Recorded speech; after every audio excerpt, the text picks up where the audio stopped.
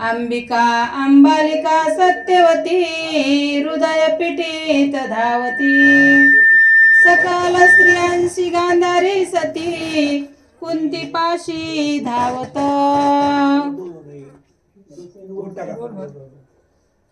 एवढं दुःख आहे. सुरुवात करताना दुःख नाही. पुंडलिक हे काय तर मन म्हणले ना पुंडलिक मन ना काय तर वक्रतुंड महाकाय सूर्यकोटी समप्रभ निर्विघ्नं कुरु मे देव सर्वकार्येषु सर्वदा या कुंदे नंदुतुषार हार धवला या शुभ्रवस्त्रावृता या वीणा वरदंड मंडितकरा या श्वेत पद्मासना या ब्रह्माच्युत शंकर प्रभुतिर्भिदेवे सदा वंदिता सा मां पातु सरस्वती भगवती निशेष जाड्या पहा गुरुर्ब्रह्मा गुरुर्विष्णू गुरुर्देवो महेश्वरा गुरुर्साक्षात् परब्रह्मा तस्मै श्री गुरवे नमः तस्मै श्री गुरवे नमः। गोपाल श्री कृष्ण भगवान की जय। अंबिका अंबालिका सत्यवती हृदय पीठित धावती सकल स्त्रियांशी गांधारी सती कुंती पाशी धावत। अंबा आणि अंबालिका वार्ता हस्तिनापुरामध्ये पोहोचली। इकडं प्रेत येत आहे माद्री सहित कुंती पाची पांडवाला सोबत घेऊन ऋषी मुनीचं मेळा पूर्ण नगराकडे येत आहे। हेरानी बातमी हस्तिनापुरामध्ये सांगितली। अंबा अंबालिकाला समजली। गांधारी सहित अंबा अंबालिका आपलं हृदय पिटत म्हणजे हे कसं घडलं म्हणून आकांत करू लागल्या। ज्या ठिकाणी पुढून समोरून म्हणजे पंडूराजाचं प्रेत येत होतं त्या दिशेनं धाव घेतली म्हणतात। गज बजले हस्तनापुर बाहेर धावती नारी नर दाटी झाली अपार जावया मार्ग फुटेना। सगळ्या हस्तिनापुरामध्ये राहणाऱ्या नगरवासींना दुःख झालेलं आहे कारण की होणारा राजा या ठिकाणी गतप्राणमुख पडलेला आहे। प्रत्येक नगरामधले नरनारी सैरा वैरा धावू लागले। दुःखाचं डोंगर कोसळलेलं होतं आणि त्या दुःखाच्या ह्याच्यामध्ये ज्या ठिकाणी पंडू राजाचं प्रेत पडलेलं होतं त्या दिशेनं धावत असताना पूर्ण गर्दी झालेली आहे, दाटी झालेली आहे। तिथून जाण्यासाठी रस्ता सुद्धा दिसत नाही असं खळबळ त्या ठिकाणी उडालेली आहे म्हणतात। भीष्म विदुर धृतराष्ट्र धावले वेगे नगराबाहेर चतुरंग सेनावीर अपार गंगा तीरी धावतसे। गंगेच्या काठेवर ऋषी मुनी सगट पंडू राजाचं माद्री सोबत प्रेत पडलेलं होतं। विदुर काकाला समजलं, धृष्टराष्ट्राला सुद्धा समजलं। पहा काही दिसत नव्हतं तरी पण आपलं अनुज ह्या अवस्थेमध्ये पडलेलं आहे म्हणल्याबरोबर धृतराष्ट्र सुद्धा नगराच्या बाहेर पडलेला आहे विदुर काका सोबत। ज्या ठिकाणी गंगेच्या काठावर जाण्यासाठी पूर्ण आपला लावा जमा घेऊन विदुर काका निघाले म्हणतात। तापस मेळा पाहून समस्त साष्टांगे नमित गंगासूत गरजोन तापसी बोलत ऐका समस्त पौरजन हो। अशा प्रकारे गर्जना केली भीष्म पितामहानी। पहा थोर अधिकार होतं, मोठं अधिकार होतं भीष्म पितामहाचा।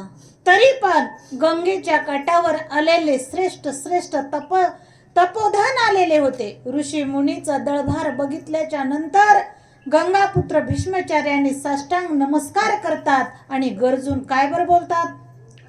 सप्तशृंगी बहुकाल तपाचरला पंडू भूपाल पंचदेवता स्वरूपाचल पंचपुत्र जाहले. अशा प्रकारे पितामहा बोलू लागले. सप्तशृंगीच्या शिखराजवळ कितीतरी वर्ष ऋषी मुनी सोबत तपश्चर्या करून प्रत्यक्ष 5 देवाला 5 देवाचे अंश 5 पुत्राच्या स्वरूपात त्यांना प्राप्त झालेले आहेत. व म्हणजे एवढी तपश्चर्या करून ऋषी मुनीची तुमची संगत करून सुद्धा माझ्या पंडूराजावर ही वेळ आली. काय बरं? भीष्म बोलू लागले. ऋषी भीष्माला सांगायला पंडू पावला निधना पांडवानिले स्वस्थाना. आता यावरी करुणी करुणा पालन करावे सर्वाहे. अशा प्रकारे म्हणजे ऋषी सांगायला वरची घ्या बरं मॅडम ओळीची. त्याच्यावरची घ्या डबल. हा हा म्हणजे शतशृंगी सप्तशृंगी पर्वतावर घ्या ते. पंडून ओवीच घ्या. 5 मुलं त्या झाले तर आचार्यला भरपूर त्याला 5 मुलं झाले असं सांगितलेलं आहे आचार्य. म्हणजे ऋषी मुनीने सांगितले भीष्म पितामह. भीष्म पितामह सांगत आहेत सगळ्यांना. भीष्म कुठं सांगायला का बरोबर आहे. वरची घ्या त्याच्यावरची ऋषी ओळी घ्या. सांगायले भीष्माला. नाही हा, गरजून बरोबर. भीष्माला काय माहिती? शतशृंगी बहुकाल त्याच्या पुढचं हा घ्या त्याच्या. ती ओळी. भीष्म विदुर धृतराष्ट्र धावले वेगे नगराबाहेर. चतुरंग सेना पार गंगा तिरी धावतसे. घ्या हे. तापस मेळा पाहोण समस्त साष्टांगे नमित गंगासूत. भीष्मच हा. ना. गरजोन तापसी बोलत ऐका समस्त पौरजन हो. हा भीष्म पितामहाने सगळ्यांना साष्टांग नमस्कार केलं. हम्म. नमस्कार केल्याच्या नंतर ऋषीमुनी बोलू लागले. सप्तशृंगी त्या सप्तशृंगीच्या ठिकाणी तापसी वेश धारण करून पंडूराजांनी आमच्या सोबत या ठिकाणी तपश्चर्या केली आणि 5 देवाचं आव्हान करून 5 पुत्र त्यांना प्राप्त झाले. पण ही अवस्था पंडूराजावर आली. ऋषी मुनी विदुर काका धृतराष्ट्र व गंगापुत्र भीष्माला बोलू लागले. पंडूने सोडून प्राण आज जाहले 17 दिन. उत्तर कार्य विधी करून पालन करा 5. अशा प्रकारे तापस्वेशामध्ये आलेले ऋषी मुनी गंगापुत्र भीष्माला म्हणू लागले. राजन, 7 दिवस झालं पंडू राजा ह्या अवस्थेमध्ये पडलेले आहेत. कारण की त्यावेळेस गाड्या वगैरे काही नव्हत्या आणि दूर त्या पूर्ण जंगलामध्ये खूप दूर देशामध्ये पंडू राजा दोन्ही पत्नी सोबत वास्तव्य जंगलामध्ये करू लागले ऋषीमुनी सोबत. पण नगरापर्यंत येण्यासाठी त्यांना 7 दिवस लागले असावं. कारण की त्यावेळेस एवढं म्हणजे काही वाहनाची सुविधा नसेल किंवा काही म्हणजे झाडी जंगलामधून येण्याचा मार्ग असल्यामुळं ऋषीमुनी म्हणू लागले 7 दिवस झालेले आहेत. आता पुढची विधी पूर्ण करा आणि यांचं सांभाळ तुम्ही करा. अशा प्रकारे ऋषीमुनी गंगापुत्राला बोलू लागले. ऐसे बोलून ते वेळा गुप्त जाहला तापसांचा मेळा. आश्चर्य वाटे सकळा म्हणती धन्य तपस्वी. काय ताकद आहे, काय सामर्थ्य आहे पहा. भीष्माचार्य सामान्य आत्मा नव्हती पहा. वसूचा अवतार होतं. अष्टवसूपैकी अष्टवसूचा अंश भीष्म पितामह होते गंगापुत्र. काय सामान्य हा कुल वंश नव्हतं. पंडू राजासोबत मोठे मोठे श्रेष्ठ तपोनिष्ठ हजारो वर्षापर्यंत तप करणारे या ठिकाणी ऋषीमुनी होते. एवढं वाक्य बोलून त्या ठिकाणी अंतर्धान पावले. अंतर्धान पावल्याच्या नंतर सामान्य जनतेला नवल वाटलं. आता गंगापुत्र त्यांना तर नवल वाटण्याची काही हेच नाही, कारण की तेच महान आत्मा पृथ्वीवर आलेले होते. पण काही लोकांना नवल वाटत होतं. असं कसं या ठिकाणी झालं? भीष्म म्हणे आम्हा दर्शन देऊन उजान घेता गेले निघून. ईश्वरी पुरुष सौभाग्यपूर्ण चाडत्या काय आमुची. काय चाड आहे आमची त्यांना, म्हणजे काय गोडी आहे पहा. जे कार्य करायचं होतं, काय माझ्या पंडू राजाचं सामर्थ्य आहे. पूजा म्हणजे आतिथ्य, कारण की पूजन करण्याच्या आधीच अंतर्धान झाले. कारण की पंडू राजाला त्या कुंतीला मदत किंवा कुंतीला आपल्या सोबत घेऊन पंडू राजाला दुःखामध्ये ओसंडलेली कुंती 5 पुत्र घेऊन ऋषीमुनी इतपत म्हणजे गंगेच्या काठापर्यंत आणून सोडतात ऋषीमुनी. आणि आमची पूजा विधी आतिथ्य सत्कार करण्याच्या आधीच अंतर्धान होतात. अशा प्रकारे गंगापुत्र बोलू लागले. आम्ही राजे आणि दीन दोन्ही दृष्टी त्यांचे समान, द्रव्य संपदा तृणवत पूर्ण, वैराग्य भावे जो महात्मा आहे, सभाजिते. महात्म्याचं लक्षण या ठिकाणी श्रीधर स्वामी आपल्याला सांगू लागले. जन्मेजय राजाला वैश्यपायन ऋषी सांगत होते, एवढे थोर म्हणजे तुमच्या कुळामध्ये जन्माला आलेले होते. पंडू राजाची ही अवस्था झाल्याच्या नंतर ऋषी मुनीचं मेळावं त्या ठिकाणी आलेलं होतं. मध्ये जन्मेजय राजाने विचारलं असावं, अंतर्धान कशा प्रकारे ते झाले, का बरं झाले. त्यावेळेस सांगू लागले, कारण की जो महात्मा आहे, जो सिद्ध पुरुष आहे, त्यांना राज्य काय, राजा काय, धन काय, दौलत काय, हे तृण समान आहे त्यांच्यासाठी. म्हणून त्यांच्यासाठी काही मोठं नाहीये. म्हणून तो वीर श्रेष्ठ तपोनिष्ठ असे ऋषीमुनी होते म्हणू लागले.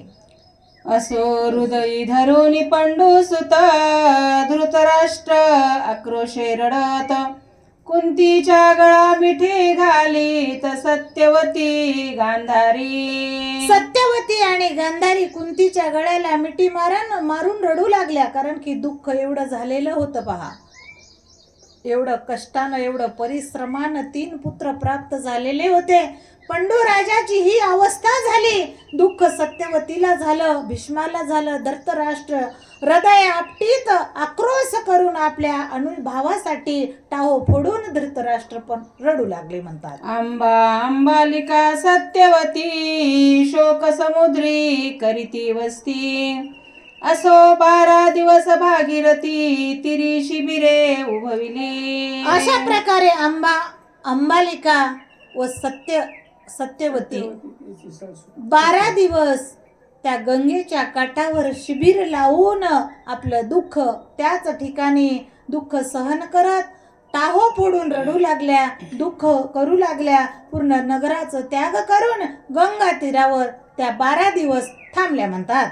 भारे सहित पंडूचे शरीर अग्नीत घालिती सत्वर, चंदन काष्ट्याने कर्पूर शेजयांची रचिली. अशा प्रकारे नंतर पंडू राजाचं अंत्यसंस्कार करायचं होतं.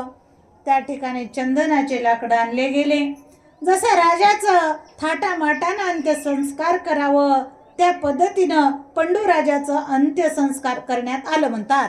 मलयागर कृष्णागर तुलसी बिल्व काष्ठे पवित्र, कस्तुरी चंपक समग्र सुवास वस्तू बहुतची. राजा आहे, कोणत्याच प्रकारची कमतरता नाही. चंपक आणले गेले, मोठे मोठे मल्याद्री सारखं चंदन आणलं गेलं, तुळशी म्हणजे पूर्ण ह्याच्यामध्ये अंत्यसंस्कार पंडू राजाचं पार पडलेलं आहे. गंगेत न्हानोनी झडकरी मग चर्चिली चंदन कस्तुरी, दिव्यांबुरी अलंकारी शृंगारिली दोघेही. माद्री आणि पंडू राजा गंगाचं स्नान, अंतिम स्नान घातलेले आहे. सुंदर असं वस्त्र अलंकारानं पूर्ण राजा आणि माद्रीला सजविण्यात आलेलं आहे. आणि सुगंधित पुष्प सुद्धा त्या ठिकाणी आणि चंदन, कस्तुरी, तुळशी अशा प्रकारे त्या पूर्ण सामग्री आणून त्यांचं संस्कार करू लागले म्हणतात. छत्र चामर मकर बिरोध शृंगारून उभी केली सिद्ध, राजचिन्हे नानाविध विद्युत प्राय झळकती. जसे एखादी वीज चमकावी तसं त्या पंडू राजाचं त्या ठिकाणी सौंदर्य असं झळकत होतं म्हणतात. पंडू राजाला आता शेवटचा निरोप देणार होते, पण राजासारखं थाटात त्याला सजविण्यात आलं. छत्र सुद्धा उभारण्यात आलेलं आहे. सुंदर जे काही राजचिन्हे होते ते राजचिन्हे सुद्धा त्या ठिकाणी लावण्यात आलेले आहेत म्हणतात. गरजती वाद्यांचे गजर गंगा तट पाहून पवित्र, चितार चोनी सत्वर शरीरे दोन्ही ओपिली. अशा प्रकारे सुंदर असं एखादी हे निघावं, राजाचं त्या ठिकाणी जल्लोष निघावं, तद्वत त्यांचं शेवटचं निरोप देण्यासाठी पूर्ण त्या हस्तिनापुरामधले नर नारी त्या ठिकाणी आलेले होते आणि सुंदर असं वाद्य वाजत होतं. एखाद्या राजाला जसं सजवावं तद्वत पंडू राजाला सजविण्यात आलेलं आहे आणि गंगेच्या काठावर नेण्यात आलेलं आहे म्हणतात.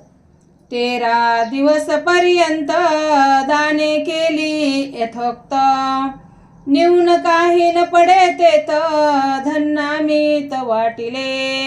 अनंत प्रकारचं धन वाटण्यात आलं, कारण की पूर्ण गोरगरिबाला ब्राह्मणाला जे काय पूर्ण भांडार खोलण्यात आलं.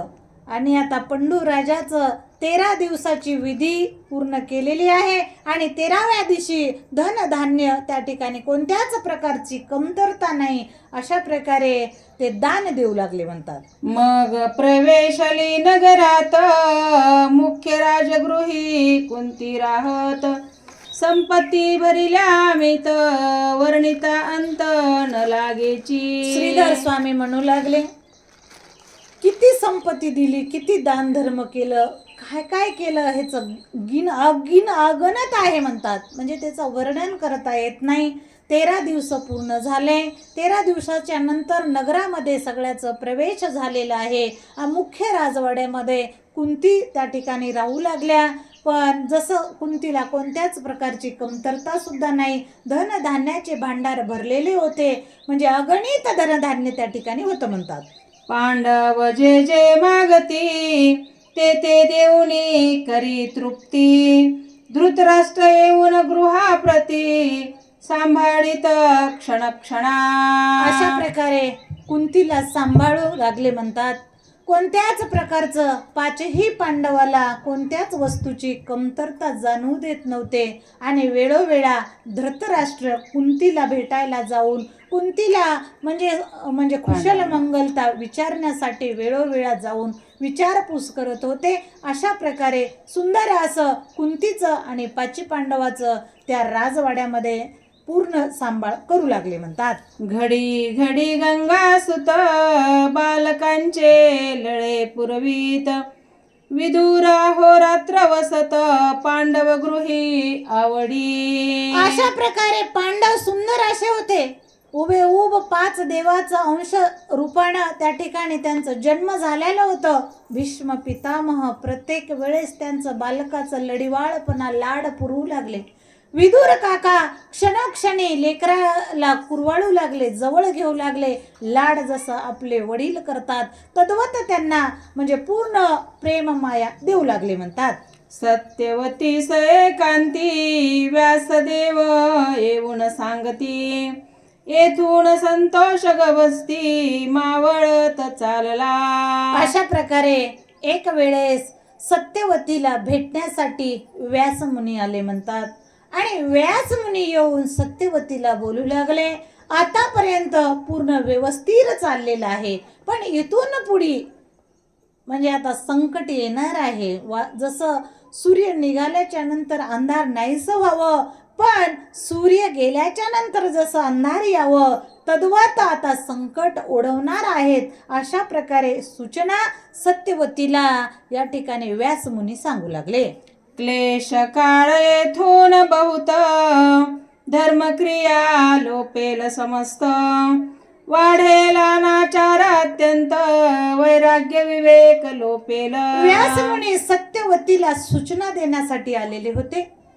सत्यवती महान पतिव्रता होती, सत्यवती श्रेष्ठ होती. सत्यवतीला व्यासमुनी सांगू लागले, आता पूर्ण धर्म सुद्धा संपलेला आहे. धर्म सदाचार आता संपणार आहे. कलियुग आपलं रूप दाखविणार आहे आणि कोणत्याच प्रकारची म्हणजे चांगली भावना किंवा एकमेकावर प्रेम, एकमेकाचं दुःख म्हणजे असं जाणणार हे कमतरता आता कमी होत जाणार आहे. अशा प्रकारे सत्यवतीला व्यासदेव बोलू लागले. अविद्येचे धुराळे उठती तेथे कोणा कोणी नोळखती, बदरी वना ऋषी जाती सिद्ध न देती दर्शना. अशा प्रकारे व्यासदेव सांगतात आपल्या आईला सत्यवतीला, कोणी कोणाची गिनता या ठिकाणी करणार नाही, कोणाहून कोणाला काही घेणं देणं नाही, धर्म लोपला जाणार आहे आणि पाप या ठिकाणी ओढवणार आहे. अशा प्रकारे सांगून व्यासमुनी निघाले. म्हणतात, पृथ्वी ग्रासील रत्ने धन यथाकालीन वर्षे घन. मंत्रवीर्ये होती अप्रमाण औषधे गुण त्यागिती. कलियुग आता आपलं सामर्थ्य कलियुगाचं वाढणार आहे. कलियुग आपली कळा या ठिकाणी दाखविणार आहे. पृथ्वीवर नाना प्रकारचे औषध वल्ली आहेत, ते आपलं रंग दाखविणार नाही, कारण की तो मंदावल्या जाणार आहेत. योग्य वेळी पाऊस सुद्धा पडणार नाही आणि पूर्ण जे धनधान्याचं भांडार होतं ह्या पृथ्वीमध्ये लोपणार आहे, गुप्त होणार आहे. म्हणजे काही जरी केलं तर कमी भासणार आहे, कमतरता पडणार आहे. अशी सूचना सत्यवतीला व्यासमुनी सांगू लागले. दैवते सांडिती देवपण राती होनी पाषाण.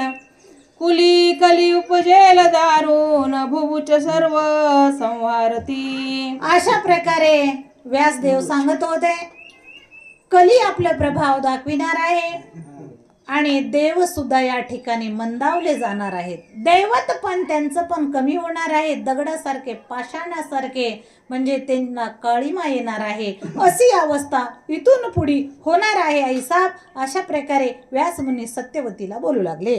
गांधारीचा वडील सुत तो कुरुकुल जाळील समस्त. तरी तू माते त्वरित निघे अथा येतुनी. संत महात्म्याला काय कळत नाही पहा. कृतम अकृतम तिन्ही त्रिकाल ज्ञानी व्यासदेव होते, सामान्य नव्हते. म्हणू लागले, हे माते, गांधारीचा श्रेष्ठ पुत्र हा कुळाचं नाश करणार आहे, कुळाचं दहन करणार आहे आणि त्याच्या आधीच तुला हे देखवलं जाणार नाही. म्हणून तू तुझं सार्थक करून घेण्यासाठी तू निघ इथून. अशा प्रकारे आपल्या आईला उपदेश व्यासदेव करू लागले. हे एकदाच मरती समस्त यांची माया सोडी यथार्थ. पुढे दिसतो महान अर्थ उठ त्वरित आताची. आई साहेब, तुम्ही उठा आणि ह्यांचं लढीवाळपणा, ह्यांचं प्रेम, ह्यांचं ममत्व त्यागा आणि स्वतःच्या जीवाचं सार्थक करून घ्या. हे एकदाच आता निमाले जाणार आहेत, मरणमुखी पडणार आहेत. ह्यांचा विचार तुम्ही करू नका. काही जरी केला तरी हे आपलं स्वतः, म्हणजे स्वतःसाठी स्वतःच कबर आता हे खोदणार आहेत. म्हणून